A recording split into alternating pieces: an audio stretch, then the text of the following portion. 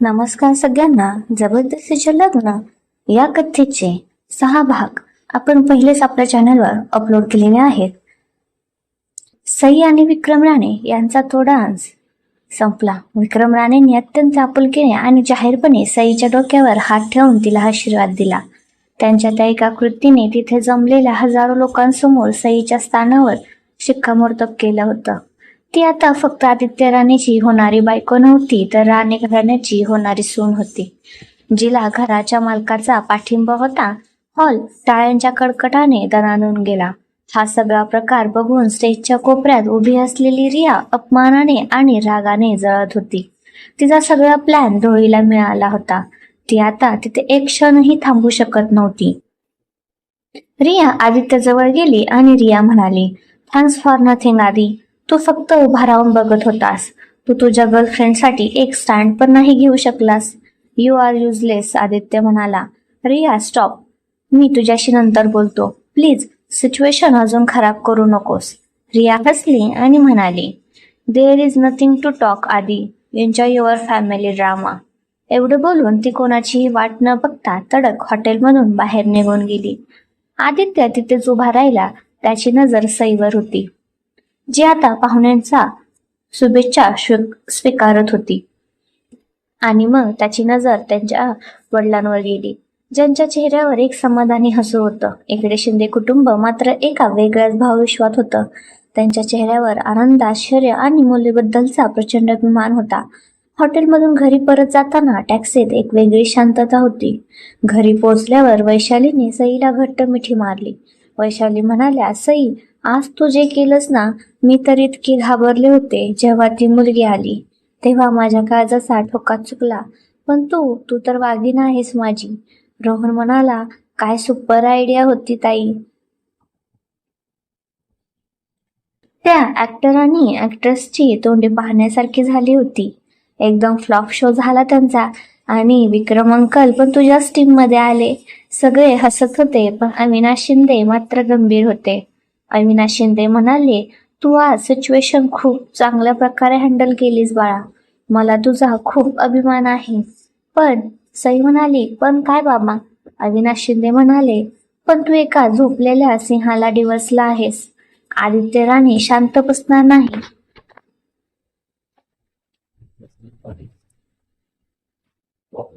त्याचा अहंकार तू आज सगळ्यांसमोर चिरडला आहेस. तो याचा बदला नक्की घेणार. आणि विक्रम राणे, त्यांचा पाठिंबा आज तुझ्यासाठी होता, पण ते खूप धूर्त माणूस आहेत. त्यांचा वापर कोणी करू शकत नाही. ते स्वतःच्या फायद्यासाठी कोणाचाही वापर करू शकतात. जपून राहा बाळा. आता पुढचं प्रत्येक पाऊल खूप जपून टाक.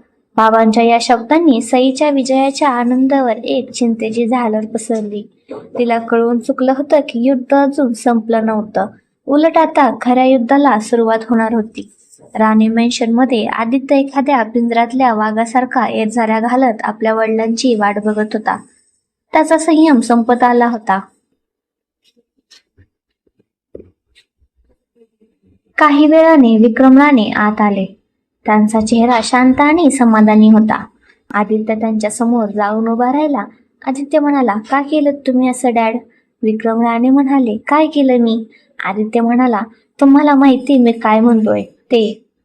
तुम्ही त्या मुलीसोबत डान्स केलात, माझ्या विरोधात जाऊन सगळ्यांसमोर तिला सपोर्ट केलात. तुम्ही माझी साईड घ्यायला पाहिजे होती. मी तुमचा मुलगा आहे. विक्रम राणे म्हणाले, साईड? कोणती साईड आदित्य?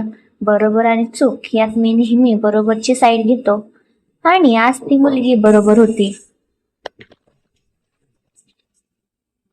तिने राणी घराण्याची इज्जत वाचवली, जी तू आणि तुझी ती सो कॉल्ड गर्लफ्रेंड मिळून घालवत होता. आदित्य म्हणाला, इज्जत? तुम्हाला फक्त तुमच्या प्रतिष्ठेची आणि तुमच्या साम्राज्याची काळजी आहे. माझ्या भावनांची तुम्हाला कधीच पर्वा नव्हती. तुम्ही माझ्याकडून माझं प्रेम हिसकावून घेतलं आणि आता माझा स्वाभिमान पण. आईच्या वेळेस पण तुम्ही हेच केलं. आईचं नाव ऐकताच विक्रम राणेंच्या चेहऱ्यावरचे भाव बदलले. त्यांचा शांतपणा गेला आणि ते पहिल्यांदा संतापले. तर विक्रम राणे ओरडले, तिचं नाव घ्यायचं नाही या घरात. मी तुला 100 वेळा सांगितलंय. ती निघून गेली. तिने आपल्याला नाही निवडलं, तिच्या त्या फालतू स्वातंत्र्याला निवडलं. ती एक स्वार्थी बाई होती आणि तू पण तिच्यासारखाच इमोशनल फुल बनू नकोस. भावनांनी घर चालत नाहीत. साम्राज्य तर दूरचीच गोष्ट आहे. आदित्य हसला आणि म्हणाला, तुम्ही बरोबर आहात डॅड. इमोशन्स मध्ये काहीच ठेवलं नाही. सगळा खेळ फक्त पॉवरचा आणि पैशांचा आहे. ठीक आहे, तुम्ही माझं लग्न लावून देत आहात, मी ते करेन. तुम्ही तुमची प्रतिष्ठा जपा, मी माझा बदला घेईन. आणि हो, आतापासून तुमचा मुलगा म्हणून नाही, तर फक्त तुमच्या कंपनीचा CEO म्हणून मी तुमच्याशी बोलेन. That's it.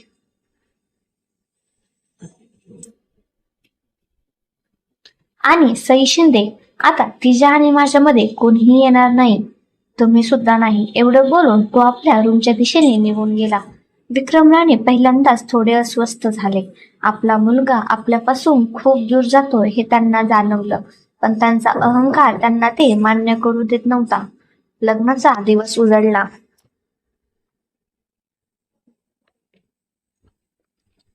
उदयपूरच्या एका आलिशान पॅलेस हॉटेलमध्ये लग्नाची जय्यत तयारी झाली होती.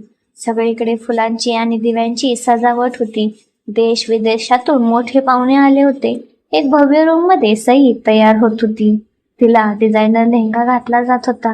महागडे दागिने चढवले जात होते. ती एखाद्या बाहुलीसारखी शांत बसली होती. ती आरशात बघत होती, पण तिला तिथे स्वतःचा नाही, तर एक अनोळखी मुलीचा चेहरा दिसत होता, जी तिच्या आयुष्याच्या सगळ्यात मोठ्या परीक्षेला सामोरी जात होती. तिची आई वैशाली तिच्या जवळ आली. त्यांच्या डोळ्यात पाणी होतं. वैशाली म्हणाल्या, खूप सुंदर दिसते माझी मुलगी, कोणाची नजर न लागो. सईने त्यांचा हात धरला. सई म्हणाली, आई, मी हे करू शकेन ना? मला खूप भीती वाटते.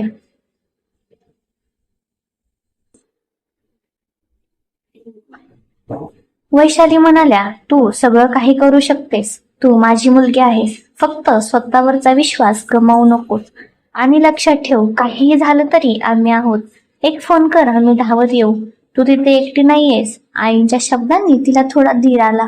दुसरीकडे आदित्य त्याच्या रूम मध्ये तयार होत होता. त्याने शेरवानी घातली होती, पण त्याचा मूड खूप खराब होता. तो हातात विस्कीचा ग्लास घेऊन उभा होता. त्याचा बेस्ट फ्रेंड करण त्याला समजावण्याचा प्रयत्न करत होता. करण म्हणाला, आधी, आर यू शुअर अबाउट दिस? तू अजूनही विचार करू शकतोस. एकदा डॅडशी बोलून बघ. आदित्य हसला आणि म्हणाला, विचार विचार करायची वेळ निघून गेलीये करण. आता फक्त ऍक्शनची वेळ आहे. आजपासून एक नवीन गेम सुरू होतोय. The husband and wife game. नवरा बायकोचा खेळ. And I am going to win. मी जिंकणार हा खेळ. संध्याकाळ झाली. तळ्याच्या काठावर तारांच्या साक्षीने एक अतिशय सुंदर मंडप सजवला होता. पाहुणे आपापल्या जागी बसले होते. आदित्य मंडपात येऊन बसला. त्याचा चेहरा एखाद्या दगडाच्या मूर्तीसारखा भावनाशून्य होता. आणि मग सईची एंट्री झाली. फुलांच्या चादरीखाली ती हळूहळू चालत येत होती. ती खूप सुंदर दिसत होती.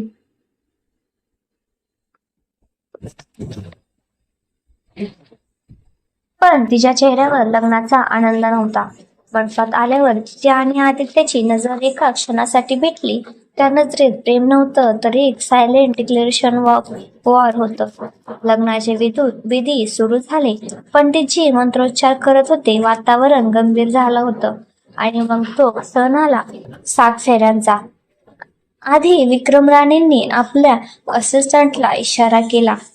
तो असिस्टंट एका चांदीच्या तपकात एक लीगल डॉक्युमेंट आणि एक महागडं पेन घेऊन आला. त्याने ते तबक आदित्य पुढे धरलं. तेच अग्रीमेंट होतं. आदित्यने ते डॉक्युमेंट हातात घेतले. सगळे पाहुणे, कॅमेरे, सगळ्यांच्या नजरा त्यांच्यावर खिळल्या होत्या. त्याने एक नजर सईकडे टाकली. तिच्या नजरेत शांतता होती आणि त्याच्या डोळ्यात तिच्यासाठी निव्वळ तिरस्कार होता. त्याने पेन उचलला, पण सही करण्यासाठी नेमलेल्या जागेवर सही करण्याऐवजी त्याने ते अग्रीमेंटचं शेवटचं पान उघडलं, जे पूर्णपणे कोरं होतं. त्याने एक क्षण सईकडे बघितलं. मग अत्यंत शांतपणे पण मुद्दामून त्याने त्या कोऱ्या पानावर काहीतरी लिहिलं. सई नव्हती, ते काहीतरी वेगळंच होतं. ते लिहून झाल्यावर त्याने शांतपणे पहिल्या पानावर जिथे सही करायची होती तिथे सही केली. तो उठला आणि त्याने ते दुमडलेलं अग्रीमेंट सईच्या हातात दिलं, जसं त्याच्या वडिलांनी सांगितलं होतं.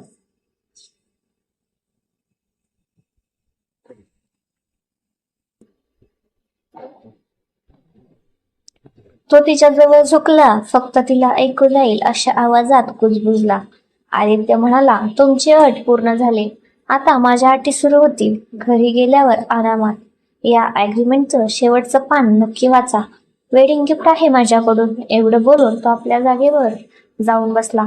सईच्या हातात ते ॲग्रीमेंट होतं. तिचं हृदय जोरजोरात धडधडत होतं. काय लिहिलं असेल त्याने त्या शेवटच्या पानावर? कोणता डाव, नवीन डाव, कोणती नवी धमकी तिच्या आयुष्याची नवीन सुरुवात होत होती. ती आता कायदेशीररित्या त्याची पत्नी बनणार होती आणि तिच्या हातात एक असं कागद होतं जे एकाच वेळी तिचं संरक्षण होतं आणि तिच्यासाठी एक नवीन धोका सुद्धा. पंडितजींनी फेऱ्यांसाठी उठायला सांगितलं. ती उठली आणि तिने आदित्यसोबत अग्नीच्या साक्षीने 7 फेरे घेतले, ज्याने तिच्या आयुष्याला नरक बनवण्याची शपथ घेतली होती. लग्नाची विधी संपले. अग्नीच्या साक्षीने हजारो पाहुण्यांसमोर सई आणि आदित्य आता कायदेशीररित्या नवरा बायको झाले होते. पण त्यांच्या चेहऱ्यावर आनंद नव्हता. सईच्या हातात ते ॲग्रीमेंट होतं जे एकाच वेळी तिचं संरक्षण करत होतं आणि तिच्यासाठी एक नवीन धोका सुद्धा होता. आता वेळ होती विदाईची. सईच्या आयुष्यातला सगळ्यात कठीण क्षण. सई तिच्या आईवडिलांसमोर उभी होती. इतका वेळ चेहऱ्यावर ठेवलेला धैर्याचा मुखवटा आता गळून पडला होता.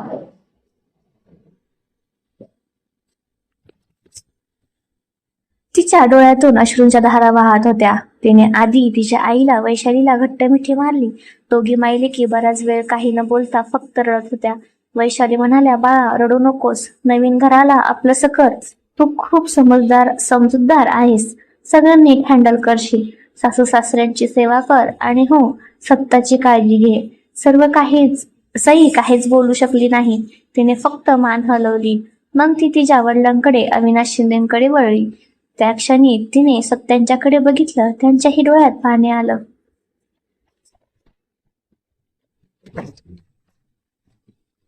त्यांना प्रचंड अपराधी वाटत होतं. अविनाश शिंदे म्हणाले, मला माफ कर बाळा, माझ्यामुळे तुला हे सगळं सहन करावं लागतंय. मी एक हरलेला बाप आहे. सईने लगेच त्यांच्या तोंडावर हात ठेवला. सई म्हणाली, नाही बाबा, असं बोलू नका. तुम्ही काहीच केलं नाही. उलट तुम्ही मला लढायला शिकवलंय. स्वाभिमानाने कसं जगायचं हे तुम्ही मला शिकवलंय. काळजी करू नका. तुमची मुलगी हार मानणार नाही. तुम्ही फक्त स्वतःची आणि आईची काळजी घ्या. तिचा भाऊ रोहन बाजूला उभा राहून रडत होता.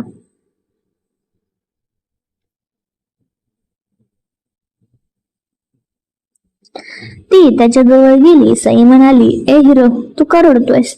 मी काय कायमची जाते का? मी येत जाईन भेटायला. तू फक्त अभ्यास नीट कर आणि आई बाबांना सांभाळ. रोहन म्हणाला, ताई मला विसरू नकोस हा. आणि तो खडूस, तो आदित्यराने जर तुला त्रास देत असेल तर मला फक्त एक फोन कर. मी माझ्या मित्रांना घेऊन येईल आणि बघून घेईल त्याला. त्याच्या बोलण्याने सईला हसू आलं. तिने त्याचे गाल ओढले आणि त्यालाही मिठी मारली. हे सगळं भावनिक नाटक दूर उभे असलेल्या आदित्यसाठी मात्र एक कंटाळवाणा प्रकार होता.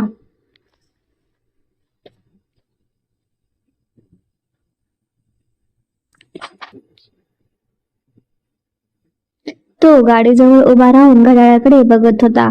त्याच्या चेहऱ्यावर स्पष्ट दिसत होतं की त्याला या सगळ्याचा किती वीट आला आहे. अखेरीस सई आपल्या कुटुंबाचा निरोप घेऊन गाडीच्या दिशेने निघाली. प्रत्येक पाऊल उचलताना तिला वाटत होतं की तिचे पाय जमिनीला खिळले आहेत. ती तिचं बालपण, तिचं घर, तिचं स्वातंत्र्य सगळं काही मागे सोडून एका अनोळखी भयान भविष्याकडे जात होती. ती गाडीत बसली. आदित्य तिच्या बाजूला बसला.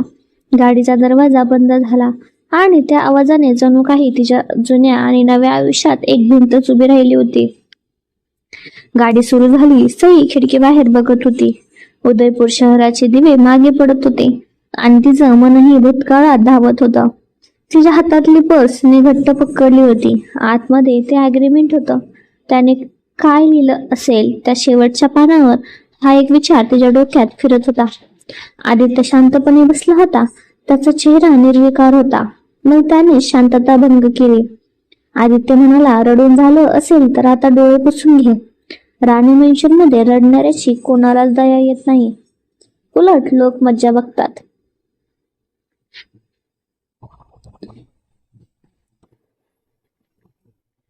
सईने त्याच्याकडे फक्त एक नजर टाकली आणि काहीच बोलली नाही. ती पुन्हा बाहेर बघू लागली. तिच्या या शांतपणाने आदित्य अधिकच चिडला. आदित्य म्हणाला, गुड, शांत राहायला शिक. ही पहिली गोष्ट आहे जी तुला या घरात सर्व्हाइव्ह करण्यासाठी शिकावे लागेल. या घरात तुझा आवाज फक्त तेव्हाच ऐकू आला पाहिजे जेव्हा मी काही विचारेन. अंडरस्टूड? सई तरीही काही बोलली नाही. तिचं हे शांत राहणं त्याच्या अहंकाराला जास्त बोचत होतं. काही तासांच्या प्रवासानंतर त्यांची गाडी अखेरीस राणी मेन्शनच्या भव्य गेट समोर उभी राहिली. आज ते मेन्शन दिव्यांनी आणि फुलांनी सजवलं होतं. गेट उघडताच गाडी आत शिरली. सईने बघितलं, दारात नोकरांची एक मोठी रांग तिच्या स्वागतासाठी उभी होती. आदित्य थांबताच ड्रायव्हरने दरवाजा उघडला. सई उतरली. तिच्या स्वागतासाठी विक्रम राणे स्वतः दारात उभे होते. त्यांनी हसून तिचं स्वागत केलं. विक्रम राणे म्हणाले, वेलकम होम बेटा. एका नोकरांनी आरतीची थाळी पुढे केली. विक्रम राणेंनी स्वतः सईची आरती ओवाळली. मग सईने तांदळाने भरलेला कलश पायाने हळूच ढकलून घरात प्रवेश केला. कुंकवाच्या पाण्यात पाय बुडवून ती आत आली आणि तिच्या पावलांचे लाल ठसे त्या महागड्या इटालियन मार्बलवर उमटले. हे सगळं एका चित्रपटासारखं होतं, पण त्यात कोणतीही भावना नव्हती. सगळं काही ठरवून केल्यासारखं वाटत होतं. घरात काही जवळचे नातेवाईक आणि विक्रम राणेंचे बिझनेस पार्टनर्स जमले होते. सगळ्यांनी सईला शुभेच्छा आणि महागडी गिफ्ट्स दिली. सई सगळ्यांचीच एक खोटं हसू चेहऱ्यावर ठेवून बोलत होती.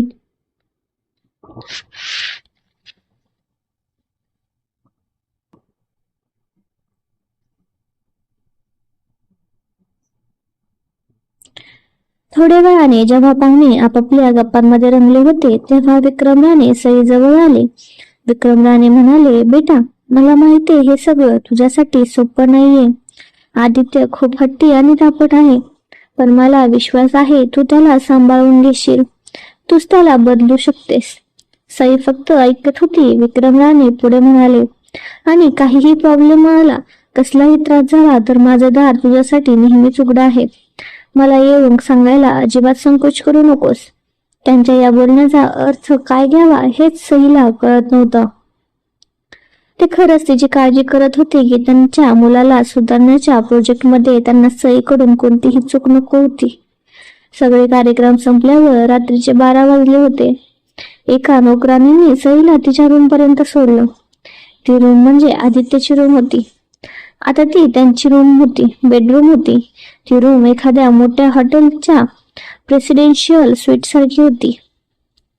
प्रचंड मोठी ग्रे, ब्लॅक आणि व्हाईट या 3 रंगांचा वापर केला होता. कुठेही एक फोटो नव्हता, फक्त एक पुस्तक नव्हतं किंवा कोणतीही वैयक्तिक वस्तू नव्हती. ती रूम नव्हती, ते एक प्रदर्शन होतं. हे स्पष्ट होतं की ही त्याची रूम होती, त्यांची नाही. सई अवघडल्यासारखी रूमच्या मधोमध उभी होती. तिने कुठे बसावं, काय करावं हेच तिला कळत नव्हतं. तेवढ्यात दरवाजा उघडला आणि आदित्य आत आला. त्याने रूमचा दरवाजा आतून बंद केला. त्या क्लिकच्या आवाजाने सईच्या काळजाचा ठोका चुकला. आता या रूम मध्ये ते दोघे एकटे होते, नवरा आणि बायको. आदित्यने आपल्या शेरवानीचं जॅकेट काढलं आणि ते सोफ्यावर फेकलं.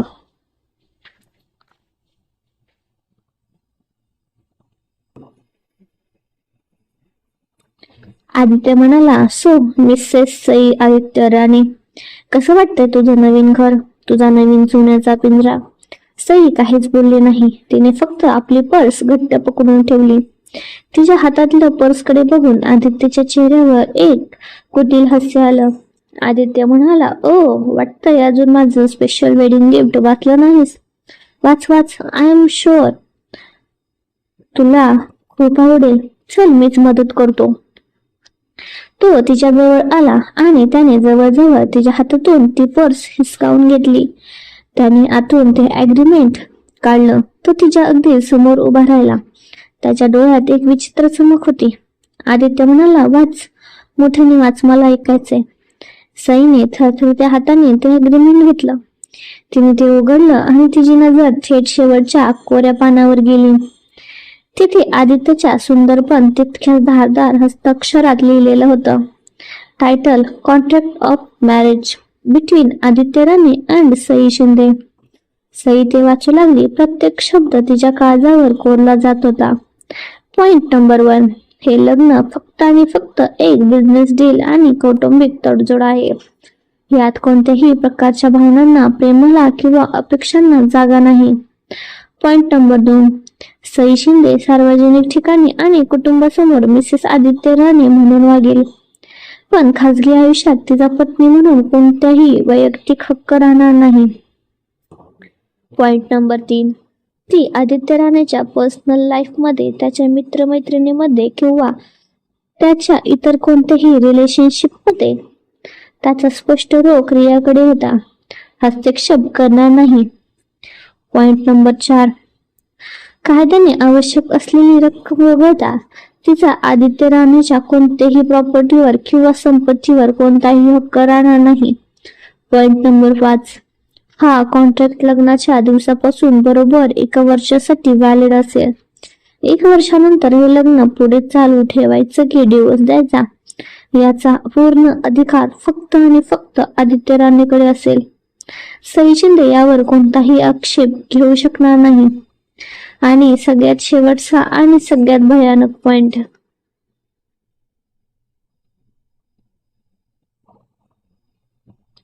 Point number 6. जर सई शिंदेनी वर दिलेल्या कोणत्याही नियमाचा भंग केला तर तिच्या कुटुंबाच्या सुरक्षेसाठी बनवलेलं लीगल ॲग्रीमेंट त्याच क्षणी रद्द मानलं जाईल. खाली आदित्य राणेची सई होती. सईच्या डोळ्यासमोर अंधारी आली. तिच्या हातातून ते ॲग्रीमेंट जवळजवळ खाली पडणारच होतं. हा कॉन्ट्रॅक्ट नव्हता, ही तिच्या 1 वर्षाच्या तुरुंगवासाची शिक्षा होती. त्याने तिच्या शस्त्राचा वापर तिच्या विरुद्ध केला होता. त्याने तिच्या कुटुंबाच्या सुरक्षेला तिच्या वागणुकीशी जोडून तिला पूर्णपणे आपल्या मुठीत केलं होतं. तिने भरलेल्या डोळ्याने त्याच्याकडे बघितलं. तिचा आवाज पूर्णपणे तुटला होता. सई म्हणाली, हे काय आहे? आदित्य तिच्या त्या अवस्थेकडे बघून हसला. तो तिच्या अगदी जवळ आला. आदित्य म्हणाला, मी म्हणालो होतो ना, माझी कंडिशन आता सुरू होतील. हे आहे माझं wedding gift. Welcome to the game Mrs Sai Aditya Rane. तुझं ॲग्रीमेंट लग्नापर्यंत होतं. माझं लग्नानंतर आयुष्यभर चालणार आहे. तुझ्या स्वाभिमानाची उलटी गिनती, द काउंटडाऊन आता सुरू झाला आहे. एवढं बोलून तो आपल्या रूम मधल्या मिनी बारकडे वळला आणि त्याने स्वतःसाठी एक ड्रिंक बनवायला सुरुवात केली. सई तिथेच उभी राहिली. तुम्हाला हा भाग कसा वाटला कमेंट करून नक्की सांगा आणि चॅनलला सबस्क्राईब करायला विसरू नका आणि लाईक पण करा.